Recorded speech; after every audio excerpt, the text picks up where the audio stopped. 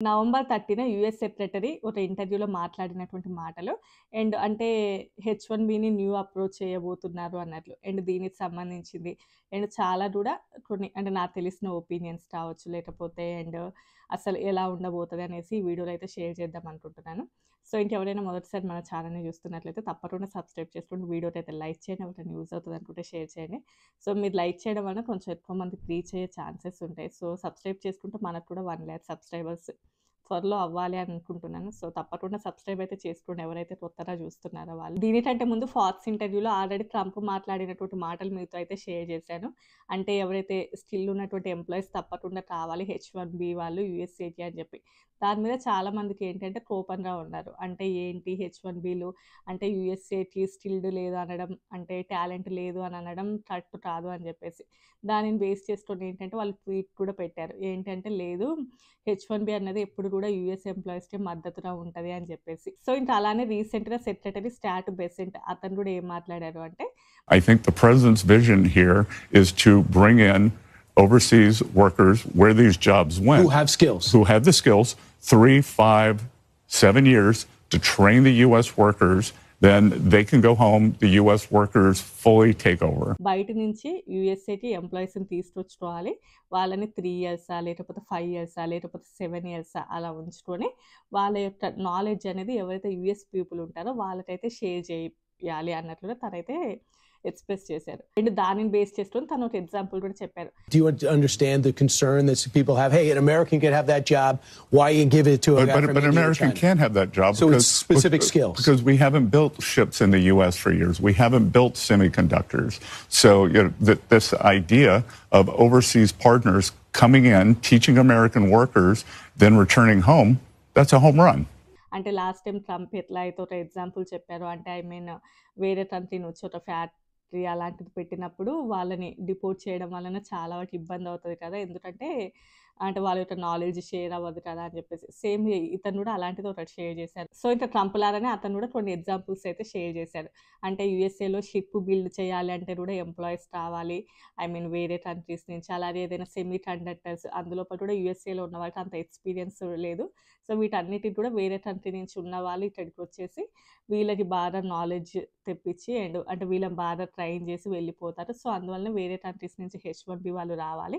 కాకపోతే వాళ్ళకి ఫ్యూచర్‌లో ఇలా గ్రీన్ కార్డ్ ఇవ్వడము సిటిజన్‌షిప్ ఇలా కాకుండా జస్ట్ వాళ్ళు యూఎస్ఏకి వచ్చి ఒక 3 ఇయర్సా, లేకపోతే 5 ఇయర్సా, లేకపోతే 7 ఇయర్సా ఇలా ఉండి వెళ్ళిపోతే బావుంటది. సో, దీనిని న్యూ అప్రోచ్ అవుతున్నాం. హెచ్-1బీ మీద ఇలాంటిది ఒక న్యూ అప్రోచ్ తీసుకురావాలనుకుంటున్నామా అని చెప్పేసి. ఇవన్నీ అవుతాయంటే చాలా పెద్ద క్వెషన్ మార్క్ అనే చెప్పుకోవచ్చు. ఎందుకు ఫర్ ఎగ్జాంపుల్ చెప్పాలి 3 ఇయర్స్ పడతదా? 5 ఇయర్స్ పడతదా? లేకపోతే 7 ఇయర్స్ పడతదా? ఎదుటి వాళ్ళకి నాలెడ్జ్ షేర్ చేయడం అనేది 3 సంవత్సరాల, 5 సంవత్సరాల, 7 సంవత్సరాల అసలు అది ఎలా డిజైన్ చేస్తారు? అది మనం చెప్పలేం కదా! ఇంకా ఫ్యూచర్‌లో H-1B visa knowledge sharing visa లాగా తయారు రాబోతదేమో. బట్ అది అవుతదంటే చాలా వరకు క్వెషన్ మార్కే. చాలామంది కూడా ఈ హెచ్-1బీ మీద చాలా వరకు వాళ్ళ ఒపీనియన్స్‌ని షేర్ చేస్తున్నారు. అసలు హెచ్-1బీ అనేది కంప్లీట్‌గా బ్యాన్ చేయాలి అని చెప్పేసి. హెచ్-1బీని ఓన్లీ కూడా యూఎస్ఏకి ఎవరైతే హై స్కిల్డ్ పీపుల్ ఉంటారో, లేకపోతే హాస్పిటల్‌లలో వర్క్ చేయడానికి పెద్ద పెద్ద డాక్టర్స్ ఎవరైతే ఉంటారో వాళ్ళకి మాత్రమే ఇస్తే బావుంటది ఈ వీసా. నార్మల్ వాళ్ళకి ప్రతి ఒక్కరికి కూడా ఇవ్వకుంటే బావుంటది అని చెప్పేసి. ఇంకా కొంతమంది ఏ సెక్టార్ అయితే హెచ్-1బీలో అవసరమో ఫర్ ఎగ్జాంపుల్ ఇప్పుడు హాస్పిటల్స్ ఉన్నారంటే వాళ్ళకి కావాలి.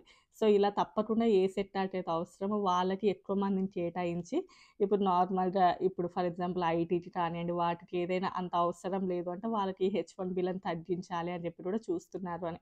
సో, ఇవన్నీ కూడా చాలా వరకు క్వెషన్ మార్కే. బట్ వాళ్ళు ఇలా తీసుకురావాలి అని చెప్పేసి కొన్ని ప్రపోజల్స్ వాళ్ళు చెప్పడం. బట్ ఇవన్నీ అవుతాయా చాలా ఓన్లీ $100,000 ఒక్కటే ఇప్పటివరకు అంతో ఇంత ఇంప్లిమెంట్ అవుతుంది తప్ప ఇంకా రిమైనింగ్ ఏవి కూడా అవ్వలే. సో, ఇంకా దీనిని బట్టి కొన్ని 2, 3 విషయాలు మనకు అర్థమవుతున్నాయి. ఆల్రెడీ యూఎస్ఏ లోపల ఫ్యాక్టరీలలో హెచ్-1బీ ఎంప్లాయీస్ అయితే వాళ్ళకి కావాలి. హెచ్-1బీ ఎంప్లాయీస్‌ని తీసుకోవడానికి కూడా యూఎస్ఏ రెడీగా ఉంది అని చెప్పేసి. బట్ వాళ్ళకి పర్మనెంట్‌గా కాకుండా ఓన్లీ కూడా కొన్ని సంవత్సరాలు తీసుకుని తర్వాత రిటర్న్ పంపించాలి అని చూస్తున్నారు. బట్ కొన్ని సంవత్సరాలు అనేది అసలు ఎలా డిసైడ్ చేస్తారు? 3 ఇయర్స్, 5 ఇయర్స్, 7 ఇయర్స్‌లోనే ఈ నాలెడ్జ్ వాళ్ళ షేర్ అవుతది అని చెప్పేసి. సో, అది కూడా ఒక క్వెషన్ మార్క్. చాలా వరకు ఎవరైనా కూడా యూఎస్ఏలో నెక్స్ట్ గ్రీన్ కార్డ్, సిటిజన్‌షిప్ ఇలా ఒక ప్రాసెస్ ఉంటది అని దానిని ఎక్స్‌పెక్ట్ చేసేవాళ్ళు ఎక్కువ మంది వస్తూ ఉంటారు. ఈవెన్ స్టూడెంట్‌గా వచ్చిన వాళ్ళు కానీ ఎవరైనా కూడా. మీరు ఇలానే వచ్చి ఒక 3 ఇయర్స్‌కి వెళ్ళిపోవాలి, లేకపోతే 1 ఇయర్‌లోనే షేర్ చేసి వెళ్ళిపోవాలి, లేకపోతే 5 ఇయర్స్‌లో వెళ్ళిపోవాలి, లేకపోతే 7 ఇయర్స్‌లో వెళ్ళిపోవాలి. సో, ఇలా అంటే ఒక అన్‌సర్టెనిటీ అసలు ఏది కూడా తెలియకుండా ఒక టెన్షన్‌గా ఉండి ఎవరైనా ఇంట్రెస్ట్ చూపిస్తారా రావడానికి అంటే అది కూడా క్వెషన్ మార్క్ అనే చెప్పుకోవాలి. అండ్ నాకేమనిపిస్తదంటే ఇది అంటే 3 ఇయర్స్, 5 ఇయర్స్, 7 ఇయర్స్ ఇదే బెటరేమో. అంటే ఇంకా ఇక్కడ ఉండి మెంటల్ టెన్షన్ గ్రీన్ కార్డ్ వస్తదా? రాదా? లేకపోతే నెక్స్ట్ సిటిజన్‌షిప్ వస్తదా? రాదా? అంటే వీసా ఎక్స్‌టెన్షన్ అవుతదా? రాదా? ఇయన్నీ మెంటల్ టెన్షన్స్‌తో పోల్చుకుంటే ఒక 3 ఇయర్స్ ఉండిపోతాము అంతే. లేకపోతే ఒక 5 ఇయర్సే ఉండిపోతాము అనేది ఒక బ్రెయిన్ ఒకటి మనకి మంచిగా ఫిక్స్ అయిందనుకోండి అది ఇంకా చాలా బావుంటదేమో అనిపిస్తది. ఇలాంటివి చాలా ఉంటాయి. అంటే మనకి బయటకి తెలియకున్నా కూడా ఒక ఫర్ ఎగ్జాంపుల్‌గా చెప్తాను. మా రిలేటివ్సే వాళ్ళు కొన్ని సంవత్సరాల క్రితం యూఎస్ఏ వచ్చారు. అండ్ ఇక్కడికొచ్చిన తర్వాత అనుకోకుండా లాస్ట్ అంటే 6 మంత్స్ బ్యాక్ వాళ్ళ యొక్క హస్బెండ్ చనిపోయారు. అంటే మా కజినే. ఆ తర్వాత ఏంటి అంటే ఆవిడ జస్ట్ ఒక డిగ్రీ అలా చదువుకొని ఇంకా అదో ఏదో వర్క్ చేస్తున్నారు ఇక్కడ లేండి గానీ. అంటే వాళ్ళు గ్రీన్ కార్డ్ హోల్డర్స్. బట్ వాళ్ళ పిల్లలేంటంటే వాళ్ళు ఇండియాలో పుట్టారు. వాళ్ళకేమి కంట్రీ సిటిజన్‌షిప్ రాలే. ఓన్లీ వాళ్ళ అమ్మాయికేంటంటే గ్రీన్ కార్డ్ వచ్చింది. ఎందుకంటే యూఎస్ఏ వీళ్ళతో పాటు ఆ అమ్మాయికి గ్రీన్ కార్డ్ వచ్చింది. ఆ అబ్బాయికి మాత్రం ఆల్రెడీ ఏజ్ అయిపోయింది. బట్ ఈవిడకేంటంటే ఇంకా అతను చనిపోయారు. ఇక్కడ ఉండి ఏం చేయాలి అని చెప్పి. బట్ ఆ పిల్లలకి ఇంట్రెస్ట్ లేదు ఇండియాకెళ్ళడానికి. సో, ఈవిడేంటంటే బలవంతంగా ఉండి ఇప్పుడు ఈవిడ సిటిజన్‌షిప్ తెచ్చుకొని ఆ పిల్లలని స్పాన్సర్ చేయడానికి ఇక్కడ ఇంట్రెస్ట్ లేకున్నా కూడా ఉంటుంది. ఇలాంటి సినారియోస్ చాలా ఉంటాయి. సరే ఇంకా ఎటో వెళ్ళిపోయింది టాపిక్. మళ్ళీ ఇందులోకి వద్దాం. అండ్ ఎవరైనా అంటే ఎంప్లాయీస్ వచ్చిన వాళ్ళు ఓన్లీ కూడా నువ్వు కొన్ని సంవత్సరాల పాటు అమెరికన్స్‌కి నేర్పించాలి. తర్వాత వెళ్ళిపోవాలి అంటే ఎవరు కూడా అంత ఇంట్రెస్ట్ చూపించరు. అండ్ ఒక 10 ఇయర్స్ ఎక్స్‌పీరియన్స్ ఉన్నవాళ్ళు వేరే వాళ్ళకి వాళ్ళ నాలెడ్జ్‌ని షేర్ చేయాలి అనంటే ఆ ఎదుటి వ్యక్తి అంటే ఎవరైతే వీళ్ళ నుంచి తెలుసుకోవాలి అనుకుంటున్నారో వాళ్ళకి కూడా ఆల్మోస్ట్ అంతో ఇంతో ఎక్స్‌పీరియన్స్ ఉండుండాలి. ఆల్మోస్ట్ వాళ్ళకి ఈక్వల్‌గా ఉండేవాళ్ళు ఉండాలి. అంత ఈక్వల్‌గా ఉన్నవాళ్ళు అంత ఖాళీగా ఎందుకుంటారు? సో, ఆల్రెడీ వాళ్ళు ఎక్కడో అక్కడ వర్క్ చేస్తూనే ఉంటారు. వీళ్ళ నుండి నాలెడ్జ్ తీసుకునే అంత ఏముంటది వాళ్ళ దగ్గర. అండ్ నెక్స్ట్ ఏంటంటే ఫర్ ఎగ్జాంపుల్ ఫ్యాక్టరీస్ అనుకోండి బయట. వాళ్ళకి వర్కౌట్ అయితది. ఫ్యాక్టరీలలో వర్క్ చేసే వాళ్ళకి కానీ. అలా కాకుండా ఇప్పుడు ఐటీ అంటే ఇప్పుడు మనం ఒక కేటీ అది నాలెడ్జ్ షేర్ చేయాలంటే అది అంత ఈజీ ఏమి కాదు. ఐటీ లోపల ఓన్లీ కూడా ఈ నాలెడ్జ్ షేర్ చేయాలి అండ్ ఎళ్ళాలి అంటే అది కష్టమే. అండ్ ఇంత ఇమిగ్రేషన్‌ని ఫ్రీజ్ చేయాలి అని చెప్పేసి అండ్ హెచ్-1బీ మీద చాలా కూడా వింటున్నాం గానీ అవన్నీ కూడా చాలా వరకు కూడా అవుతాయి అంటే అంత ఈజీ అయితే కాదు. అండ్ నెక్స్ట్ ఓపీటీల గురించి కూడా అడుగుతున్నారు చాలామంది. అది ఆల్రెడీ జస్ట్ ప్రపోజల్ మాత్రమే. అండ్ అది కూడా అవ్వలేదు. అది అవుతదా కాదా అంటే అది ఇంకా పెద్ద క్వెషన్ మార్క్. అంత ఈజీ కాదు. ఇవన్నీ కూడా జస్ట్ అంటే వాళ్ళలో వాళ్ళకి రోజు కూడా అంటే ఫర్ ఎగ్జాంపుల్ ఒక ఇంటర్వ్యూలో ఒక సెగ్మెంట్ జరిగినప్పుడు 2 గంటలు మాట్లాడితే ఒక 5 మినిట్స్ ఈ టాపిక్ ఉంటది. మనం ఈ 5 మినిట్సే తీసుకొని మొత్తం ఇదే పెద్ద సమస్యలారా అంటే అదేదో చెప్పాలి కాబట్టి చెప్పడం తప్ప అదేం పెద్ద అంత ఇదైతే కాదు. సో, చాలామంది ఓపీటీ గురించే అది నేను కూడా చూసానులెండి ఆ వీడియో కానీ అదేం పెద్దగా అంత ఏ కాదు అని నా ఒపీనియన్. ఒకవేళ నిజంగానే అది ఎండ్ అవుతే అప్పుడు చేద్దాం దాని మీద అయితే వీడియో అనుకుంటున్నాను నేను.